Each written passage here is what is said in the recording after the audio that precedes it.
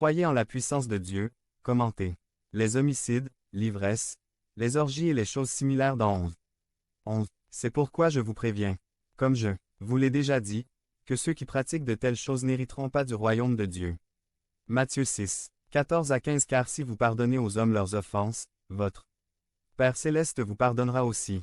Mais si vous ne pardonnez pas aux hommes leurs offenses, votre Père non plus ne vous pardonnera pas vos offenses. Matthieu 7, 24 à 27. C'est pourquoi quiconque entend ces paroles que je dis et les met en pratique, je le comparerai à un homme sage qui a bâti sa maison sur le roc. La pluie est tombée, et les rivières sont venues, et les vents ont soufflé et ont frappé cette maison.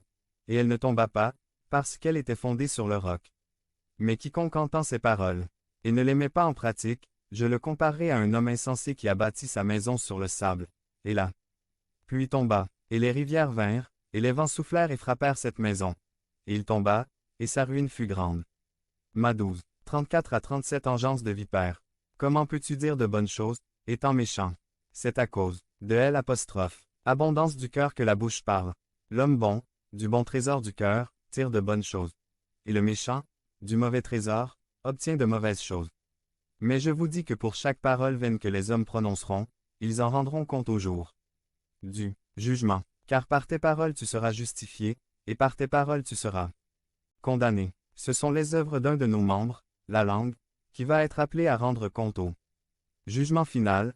Quand tous les hommes et toutes les femmes comparaîtront, nous allons tous être déclarés coupables et méritant la damnation éternelle, mais parmi tous, un groupe va être absous, ce sont ceux qui ont une relation avec Jésus-Christ comme leur sauveur parce qu'il a payé pour leurs péchés, sur la croix et le châtiment de leurs péchés. En revanche, les autres seront éternellement punis parce qu'ils ont rejeté Jésus-Christ.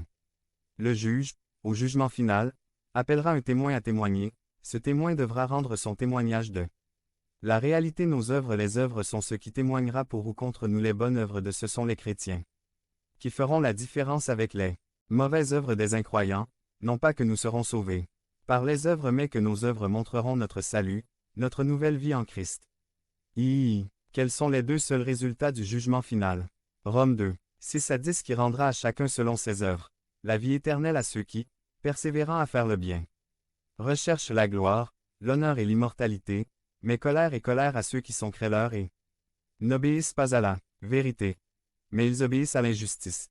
Tribulation et angoisse pour tout être humain qui fait le mal, le juif d'abord et aussi le grec, mais gloire, honneur et paix à quiconque fait le bien, aux juifs d'abord et aussi aux grecs. Et ces deux résultats sont pour toute l'éternité. 2 Th 1, 7 à 9 et à vous.